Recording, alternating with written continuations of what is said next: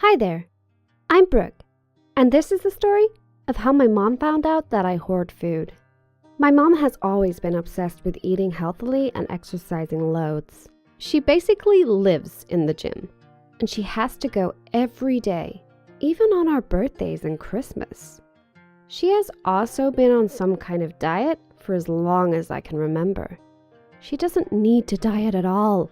She's got a really nice figure. She says that she's not on a diet and that she hates diets, but she won't eat gluten, wheat, dairy, red meat, or refined sugar. So I'm not really sure how that can be called a diet. The thing is, I wouldn't really care what my mom eats or does because we're not particularly close. But she tries to make my whole family follow the same regime. My sister finds it okay. At home, she pretends to really like the healthy food my mom gives us, but I know she secretly goes out for burgers and chips with her friends. She's amazing at ballet and is really good at running, so is naturally slim though, so my mom doesn't notice. Me, on the other hand, I'm quite chubby and shy, and I hate exercise. This seems to infuriate my mom, and makes her even more determined to make me adopt her clean way of eating. The more she tries to shove salads down my throat, though, the more I want to rebel. She has a specially designed meal plan for me, so if she had her way, I'd never get to choose what I ate. It would just be breakfast, porridge with an apple, lunch, salad with plain grilled chicken, dinner, some kind of vegetable soup and more salad. How am I even supposed to survive on that? My only safe haven is my room, where in an old plastic bag under my bed, I keep my secret stash of treats. I spend all my pocket money on chocolate, crisps, and sweets that my mom would never let me have.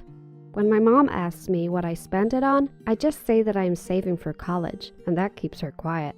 In reality, I sneak to the corner shop after school and fill my pockets, then smuggle it back to my room to eat when I'm doing homework. Chocolate and sweet things are my escape from my miserable time at home. My parents only have time for my sister, Libby, as she is great at sports and super confident, while I'm just a bit of a bookworm. Sugar makes me feel better. My favorite thing to do is melt Mars bars on my radiator, then drink the melted sticky goodness out of the wrapper. I find it comforting when I've had a hard day, when I've been teased at school or ignored by my parents or failed a test. Needless to say, my mom's radical diet is making no difference on me. One day, I got home from school to hear my parents having an argument. This wasn't completely new. My parents didn't really get on that well and often fell out over things. I was just heading upstairs, dreaming about my melted Mars bar, when I heard what they were arguing about. I heard my mom say something about finding 20 Mars bars. Uh-oh. I was in trouble. I dashed upstairs, and to my horror, the plastic bag had gone. I groaned. I was going to be in so much trouble. Chocolate was the only thing that made me feel better. It was all I had. Tears started running down my face, and I sat down with my back against the door, trying not to imagine the life of salad and plain grilled chicken that was waiting for me. Soon, I heard a knock on the door. It was my mom. I pretended not to have heard her. She went away, but came back an hour later, and then an hour after that. Eventually, 4 hours later, I was actually pretty starving, so I relented and opened the door when she knocked. I felt embarrassed for my stash of food, but also angry that she had pushed me to have to hide food. I didn't want to speak to her, but she sat down on my bed and asked me if we could have a chat. My mom was not one for heart-to-hearts, especially not with me, so I wasn't sure what she was going to say. Probably telling me off about my hoarding, telling me I was going to get diabetes from the amount of sugar I was eating, that the diet she put me on was for my own good. But she didn't. Instead, she started crying. I was shocked. This was the last thing I expected.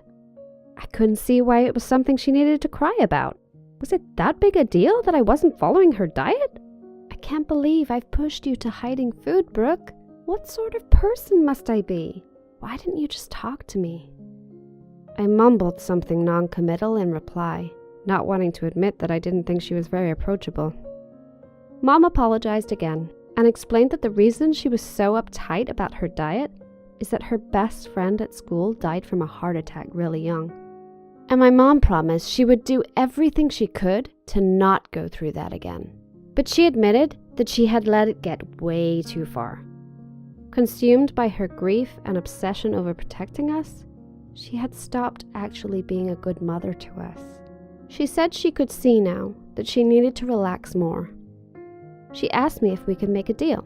I would stop hiding food if she promised to be there to talk about anything bothering me. Half skeptical and half desperately wanting to believe it was true, I agreed. It's now been 3 weeks since we talked. My mom is unrecognizable. She is more friendly and caring than she's ever been. We decided to compromise on the healthy food front, her agreeing to buy some treat foods, and me agreeing to try to eat less sugary snacks. We can actually eat carbs now. And actually, I think we're healthier than ever. I have much more energy now, and I'm not sure it's because of the food or because I'm happier generally. It's probably a bit of both, really. But I've learned to try to speak about how I'm feeling more, and that food is never a good way to escape from the world. And my mom has also learned that talking to each other is way better for your health than any amount of healthy eating. Have you ever had a secret stash of something? Please share your opinions or stories in the comments section below. Don't forget to like the video and subscribe to our channel.